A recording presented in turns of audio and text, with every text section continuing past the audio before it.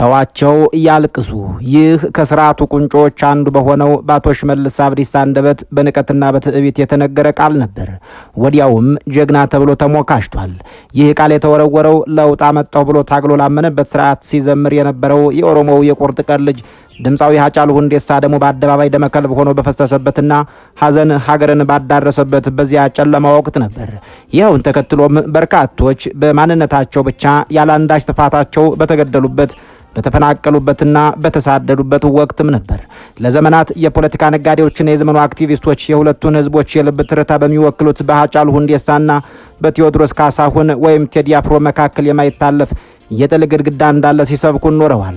አንዱን ያንዱ ተጻራሪ፣ አንዱን ያንዱ የፖለቲካ ባላንጣ አድርገው ስለውልን ነበር። ሆኖም ጥበብና እውነት ከፖለቲካ ሴራ በላይ ናቸውና አርቲስቶቹ በህይወት ዘመናቸው እርስ በርስ ክፉ ተባብለው አያውቁም። ያ ሃጫሉን በሞት የቀመውና ተዋቸው ያልቅሱ ብሎ በህዝብ እንባ የተሳለቀው ስርዓት ዛሬ ደግሞ ያንኑ ያፈና በትር በቴዎድሮስ ካሳሁን ላይ አንስቷል። ድምጹን ለማፈን ስቱዲዮውን ሰብሯል። የቅኔ ደብተሮቹን ዘርፏል። ረዳትና አማካሪዎቹንም ወደ እስር ቤት ወርውሯቸዋል። የትናንቱ ገዳይና የዛሬው አፋኝ አንድ መሆኑን ጊዜ ያጋልጦታል። ነገር ግን ፖለቲከኛው በሚያፈርስበት አክቲቪስቱ በሚለያይበት ምድር ላይ ቴዎድሮስ ካሳሁን ዝምታውን ሰብሮ ሲማሌ ዲዴ ሲል ብቅ አለ። አክቲቪስቱ የገነባውን የጥል ግድግዳ ጠቢቡ በፍቅር መርከብ አፈረሰው። ቴዲ አፍሮ በግፍ ለተገደለውና ባላንጣው ተደርጎ ለተሳለው ሃጫሉ ሁንዴሳ ዘፈነለት። ይህ መላምት ወይስ የዘመናችን ታላቁ የጥበብ ሚስጥር? ሃጫሉ ማንም አይፈራም። ሃጫሉ ታንክ አይፈራም፣ መንግስት አይፈራም፣ ቤተ መንግስት አይፈራም። የሚፈራው ነገር የለም። በቀን 8 በ8ኛው ወር በ2018 ዓመተ ምህረት ከ8 ዓመት በኋላ ከቀኑ 8 ሰዓት ላይ የ8 ዓመቱን አገዛዝ ያስረከረከው ኢትዮሪካ ነው በ8ኛ ቀን 100 ሚሊዮን እይታን አግኝቷል። ይህ በኢትዮጵያ የኪነ ጥበብ ታሪክ ውስጥ ካሁን ቀደም ያልተፈጸመ አዲስ ታሪክና ክብረ ወሰን ነው። ዘመን የመታየትና የመታየትን የመሻት ዘመን ቢሆንም የዚህን ያክል ተሳክቶለት በኢትዮጵያ የታየ ግን የለም።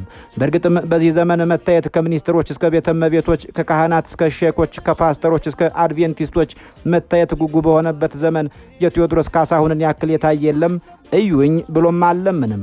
በዚህም ማየትም ሆነ መታየት ብርቅ ያልሆነው ለኢትዮጵያ ገበሬና ለአርቲስት ቴዎድሮስ ካሳሁን ግርማም ሆኖ ቢባል አባይነት የለውም። ሰባተኛው ንጉስ አብይ አህመድ አሊ በነገሰ በ8ኛው ዓመት በ8ኛው ወር በ18ኛው ዓመተ ምህረት በ8 ሰዓት የኢትዮጵያን አየር እየሰነጠቀ የተምዘገዘገው አልበም በ8ኛው ቀን 100 ሚሊዮን እይታዎችን አግኝቷል። አልበሙ ለሰባተኛው ንጉስ ኢንተርኮንቲኔንታል ባላስቲክ ሚሳኤል፣ ለኢትዮጵያውያኑ ሙሾ፣ ለአምባሳደሮችና ዲፕሎማቶች ደግሞ ዓለም አቀፍ መነጋገሪያና የለውጥ ጅማሮ ሆኗል። ኢትዮሪካ ከአዲስ አበባ እስከ ዋሽንግተን እየተደመጠ ነው። ከአሜሪካው የውጭ ጉዳይ ሚኒስቴር ማርኮ ሩቢዮ እስከ ጉምቱ ዲፕሎማት አምባሳደር ቲቦር ኔጌ ድረስ እየተሰማ እየተጋበዘ እየተተነተነም ቅድመ ሁኔታ እየተበጀለት ነው። በዚህ የድምፃዊው ስቱዲዮ እየተሰበረ ነው። በዚያ ደግሞ የድምፃዊው ቅኔዎችና የንቅናቄ ድምጾች እየተፈቱ እየተተነተኑ ናቸው። በዚህ አርቲስቱ ብዙ እየተባለ ነው። በዚያ ደግሞ አርቲስቱ የፈጠረው ማዕበልና መነቃቃት ተተኪ ኃይል እንዲፈለግ እያስገደደ ነው።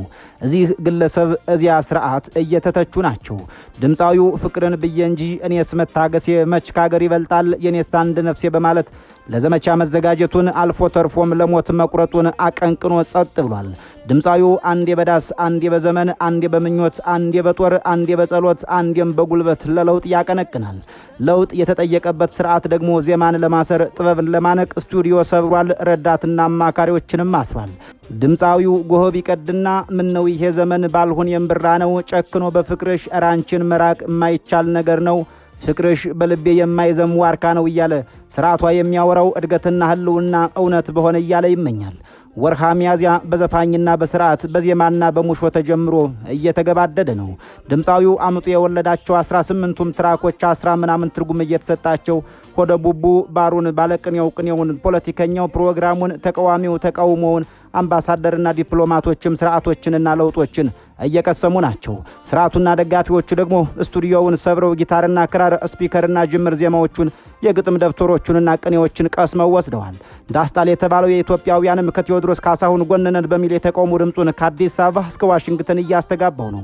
ድምፃዊው ከስርዓት እንጂ ከግለሰብም ሆነ ከሙያ አጋሮቹ ጸብ የለውምና ሁሉንም አለንልህ እያሉት ናቸው።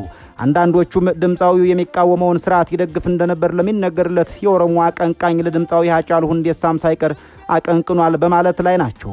ድምፃዊ ሃጫሉ ሁንዴሳን በሚደግፈው ስርዓት ደሙ ደመከልብ ሆኖ የቀረ አሳዛኝ አርቲስት ነው።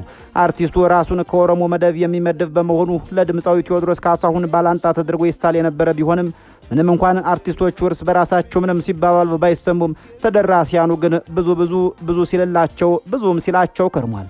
እንዲያውም ቴዲ አፍሮ ስለ ሃጫሉ ዘፍኗል የሚለው መላምት በብዙዎች ዘንድ በስፋት እየተነገረ ነው።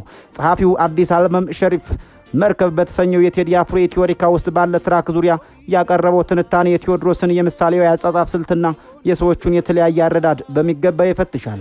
ቴዲ አፍሮ ለሃጫሉ ሁንዴሳ ዘፍኗል የሚለው መከራከሪያ መነሻውም እዚሁ ላይ የሚጀምር ነው።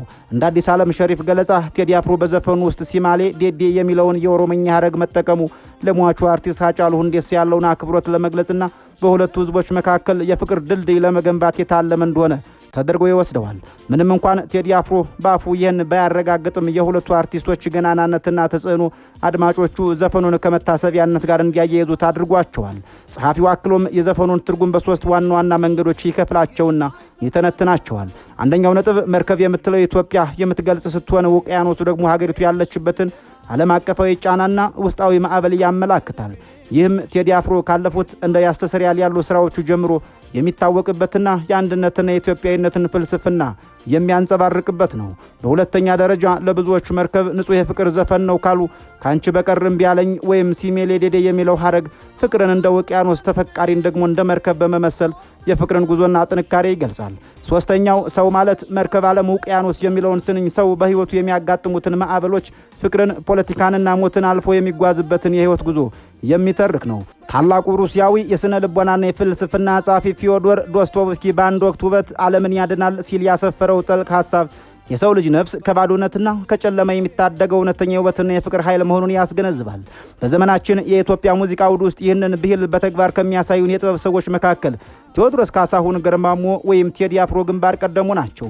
በተለይም በኢትዮሪካ አልበም ውስጥ የተካተተው ታየኝ የተሰኘው ዜማ የውበትን የሀገርንና የተስፋን ጥልቀት በሚያስደምም የቃላት ሸማ የሸመነ ረቂቅ የጥበብ ሥራ ሆኖ እናገኘዋለን።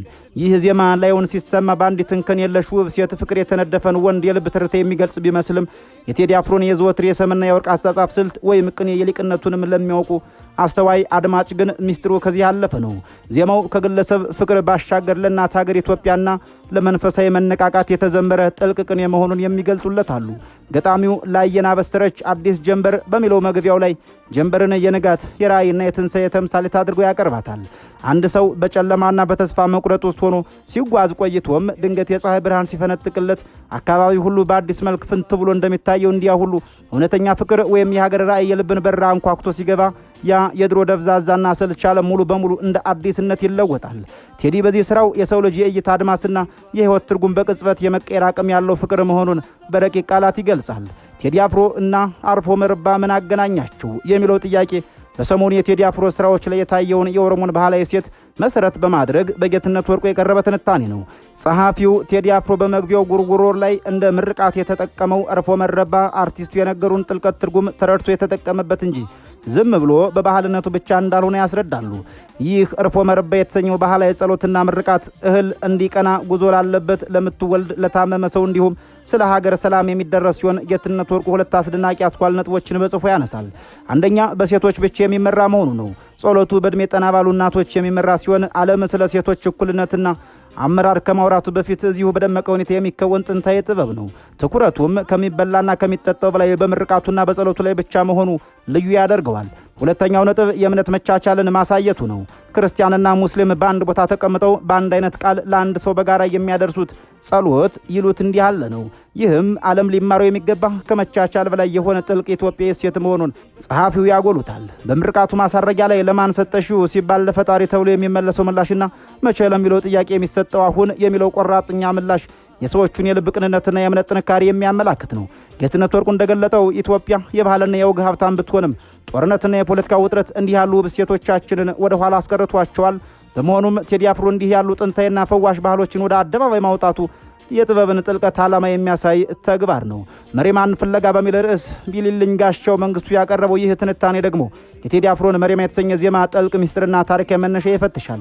ጸሐፊው መጀመሪያ ላይ ዘፈኑ በአረብ ሀገራት ለሚያልፉ ኢትዮጵያውያን እህቶቻችን የተዘፈነ ቢመስልም በዜማው ውስጥ ያሉ ፍንጮች ግን መሪማ ከነዚህ ወገኖቻችን የተለየች መሆኗን እንደሚያሳዩ ይገልጣል። ቴዲ መሬማን ባያት 50 በጠዋት አትሰማም ማለቱና እሷም በምላሿ ላላ ማለቷን በአረበኛ አይሆንም ማለቷን መሬማ መልኳ ወገናችንን ቢመስልም ኢትዮጵያዊት አለመሆኗንና ቋንቋ አረበኛ መሆኑን ያስረዳል። መሬማ ማን እንደሆነች ለማወቅ ወደ ኋላ ወደ ታሪክ መመለስ እንደሚያስፈልግም ጸሐፊው ያፍራራሉ። ከ1500 ዓመታት በፊት በአክሱም ዘመነ መንግስት ኢትዮጵያ የመንን ትገዛ በነበረበት በዚያ ወቅት በርካታ ኢትዮጵያውያን ወታደሮች እዚያው ሰፍረው ወልደውና አብረው ይኖሩ እንደነበረው ሁሉ ሆኖም በሀገር ቤት በተነሳ የእርስ በርስ ጦርነትና የዙፋን መዳከም ምክንያት የመን ላይ የቀሩት ኢትዮጵያውያን ለዘመናት ክብርና ርስት አልባ ሆነው ቀሩ። ዛሬ ላይ ሙሃማሽን ወይም የተገለሉ አሊያም አልአዳም ተብለው የሚጠሩትና በየመን ሰነአ ጎዳናዎች ላይ ቆሻሻ በመጥረግ የሚተዳደሩት እነዚህ ወገኖች የጥንቶቹ ኢትዮጵያውያን አዝካር ወይም ወታደሮች ዘሮች ናቸው። ቴዲ አፍሮ በሰነአ ጎዳና ላይ መጥረጊያዋን ተደግፋ ስትተክዝ ያገኛት መሬማ የዚሁ የተረሳና የተናቀ ማህበረሰብ አባል መሆኗን ቢልልኝ ጋሻው በትንታኔው ያሳያል። ቴዎድሮስ ካሳሁን እንደ አፋር ፍሌታ የጠየመው ፊቷን ሌላው ቢቀር እንኳን እዩ ማንነቷን እያለ የሚለምንላት ቋንቋ ባይግባቡም መልካቸውና ታሪካቸው አንድ መሆኑን ለመግለጽ ነው። መሬማ ለዘመናት ማንነቷን ለማስከበር ስትታገል የቆየች ዛሬ ግን በጦርነትና በመከራ ውስጥ ድምጿ የታፈነ ኢትዮጵያዊነት 50 ናት። ቢልልኝ ጋሻው በመጨረሻም ቴዲ አፍሮ ይህን የታፈነና የተረሳ ታሪክ ጠባሳ በዜማው ይዞ በመውጣቱ ምን ያክል ትልቅና ልባም አርቲስት መሆኑን እንደሚያሳይ ይመሰክራል። መሬማ የትናንት ጀግና የዛሬው አንገት ደፊ ሀገር አልባዋና የየመን ከርታታ ኢትዮጵያዊት መሆኗን በመግለጽ አርቲስቱ ወገኖቹን ፈጽሞ የማይረሳና ለታላቅ ታሪክ ቦታ የሚሰጥ መሆኑን በማድነቅ ትንታኔውን ይቋጫል። ጽዮን ሙሽራዬ የሚለው የቴዲ አፍሮ አዲስ ስራ ዙሪያ ደግሞ ማዕረግ ጌታቸው ያቀረቡት ሌላው ትንታኔ ዜማውን በሃይማኖት በፖለቲካና በኪነ ጥበብ መነጽር የሚፈትሽ ነው። ጸሐፊው የቴዲ አፍሮን ምናብ ዘወትር ሙዚቃዊ እንቆቅልሾችን በመፍጠር እንደማይታከተው ገልጾ ይህ ስራው ለአድማጮች የተለያየ ትርጉም የሚሰጥ ፖኤቲክ አምቢጊቲ ወይም ግጥማዊ መንታነት የታየበት መሆኑን ያስረዳል። እንደ ማብራሪያው ቴዲ አፍሮ ከብዙዎች ጋር ከመስማማት ይልቅ ከሱ ጋር መሟገት የሚመርጥበትን የጥበብ ከፍታ ይዟል። በአልበም ውስጥ አብዝተው ከሚያሟግቱ ሙዚቃዎች መካከል ጽዮን ሙሽራዬ ቀዳሚው ሲሆን ጸሐፊው ዜማው ለቅድስት ድንግል ማርያም የቀረበ መሆኑን የሚገልጽበትና በፖለቲካ ማዕቀፍ ደግሞ ለኢትዮጵያ ያቀረበ የደስታ መግለጫ ነው የሚሉ ወገኖች ሐሳብ ያነጻጽራል። ይሁን እንጂ ጸሐፊው በትንቢታዊ ሚስጥሩ ጽዮን የሚለው ቃል በቤተ ክርስቲያን አስተምህሮ ከቅድስት ድንግል ማርያም ጋር በጥብቅ የተሳሰረ መሆኑንና በመሐሌ ዘሰለሞንም ሙሽራ ተብላ መጠቀሷን በማንሳት ቴዲ የሁለቱን የትንቢት መፈጸሚያ ቃላት ማዋሃዱን ያስረዳሉ። በዚህም ምክንያት ዜማው የአሁኑን ሀገራዊ ሁኔታ ሳይሆን የነገውን ተስፋና ትንቢታዊ ደስታ የሚያመላክት በመሆኑ የአልበሙን ቃና ወይም ቶን አባስቷል የሚለው የሃያሲያኑ ትችት መሰረት እንደሌለው ይሟገታሉ። የኢትዮጵያ ሙዚቃ አንዱ ገናና ጠባይ ሀገርን በድንግል ማርያም በመሰለ መሆኑን በማንሳትም ቴዲን በዜማው ውስጥ ዳግማዊት ሔዋንና የፍቅር እናት የሚሉ ሃይማኖታዊ ሐረጎችን በመጠቀም ወደ ቤተ ክርስቲያን መንፈስ የሚወስደን ማዕረግ ጌታቸው ይገልጠዋል። ዜማው ውስጥ የሚሰማው የማህሌት ገንቦ ስልትና የታቦት ማጀቢያ ግጥሞች አርቲስቱ ድንግል ማርያምን በልቦናው እያሰበ ኢትዮጵያን በትንቢት እየረዳ ቁልቁል እንደሚወርድ ያሳያሉ። በተለይም አምሳለ ጦቢት የሚለው መጠቀሱ ቴዲ ለታሪክና ለመጽሐፍ ቅዱሳዊ ድርሳናት የሚሰጠውን ትኩረት የሚያመላክት ነው። በማጠቃለያውም ጸሐፊው የቴዲ አፍሮን የጥበብ ንቃት ከቀደሙት እንደ ዮፍታሔ ንጉሴ ካለው ሊቃውንት ጋር በማገናኘት አርቲስቱ ለምትጠለው ቡድን ቢጫወት እንኳን አድናቆትን የማትነፍገው ምርጥ ተጫዋች መሆኑን ይመሰክራል። ጽዮን ሙሽራዬ የዛሬ ሳይሆን የነገ መሆኑን በማጉላት ቴዎድሮስ ካሳሁን ለሚወዳት ሀገር ኢትዮጵያ ያለውን ጥልቅ ፍቅርና ትንቢታዊ ራዕይ በሙዚቃው በሚገባ መግለጹን በማድነቅም ጽሑፉን ይቋጨዋል። ከቴዲ አፍሮ ምን እንማራለን በሚለው ርዕስ ጉዳይ ላይ ሞገስ ዘውዱ የተሾመ ያቀረበው ትዝብት የአርቲስቱን የረጅም ዓመታት ስኬት ሚስጥር በአራት ዋና ዋና ነጥቦች የሚተነትን ሆኖ ይገኛል።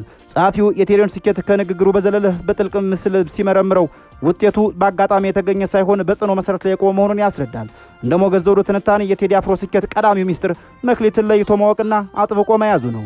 ቴዲ ገና በወጣትነቱ የህይወት ጥሪው ሙዚቃ መሆኑን ተረድቶ ወለም ዘለም ሳይል ዓላማውን አጥብቆ የያዘ ሳተና ወጣት ነው። ብዙዎች መክሊታቸውን ባለመለየት በሚባክኑበት ዓለም ውስጥ እሱ ግን ቀድሞ ግቡን ለይቶ መጓዙ ለስኬቱ ቀዳሚው መንገድ ሆኖለታል። በተጨማሪም መክሊት ብቻውን በቂ ባለመሆኑ ቴዲ ሙዚቃውን አሙጡ የሚወልድ ትጉህ አርቲስት መሆኑን ጸሐፊው ያመላክታሉ። ግጥምና ዜማ የማስማማት ጥበቡ፣ ንባብና ከማህበረሰቡ የልብ ትርታ ጋር ያለው ቁርኝነት በትጋቱና በምርምሩ የመጣ ውጤቱ ነው። ከዚህም ባለፈ በጊዜ የጭብጨባና ውዳሴ ሳይጠለፍ የቀደሙትን የጥበብ ሰዎች ማክበሩና ከነሱ መማሩ ትልቅ መሰረት ሆኖታል። የኋላው ከሌለ የለም የፊቱ የሚለውን ብሂል በተግባር የኖረ ጥበበኛ ነው። በመጨረሻም በዚህ በጩኸትና በማህበራዊ ሚዲያ ውዝግብ ዘመን ቴዲ ዝምታውን እንደ ትልቅ መሳሪያ ተጠቅሞበታል። ሲወደስም ሆነ ሲዘለፍ ምላሽ ባለመስጠቱና ራሱን በመግታት ክብሩን አስጠብቆ እንደ እንቁ መወደድ ችሎበታል። ጸሐፊው ሞገስ ዘውዱ በማጠቃለያው ላይ እንደገለጠው አንዳንዶቻችን በእነዚህ የቴዲ አፍሮ ጠንካራ ጎኖች ብንቃኝና በሕይወታችንም ብንሞክራቸው በተሰማራንባቸው መስክ እጅጉ ተጠቃሚዎች እንሆናለን በሚል ነው። የእኛን በዚህ አበቃን። የእናንተን ጻፉልን። ሰናይ ጊዜ እየተመኘን በዚሁ እንሰናበታለን።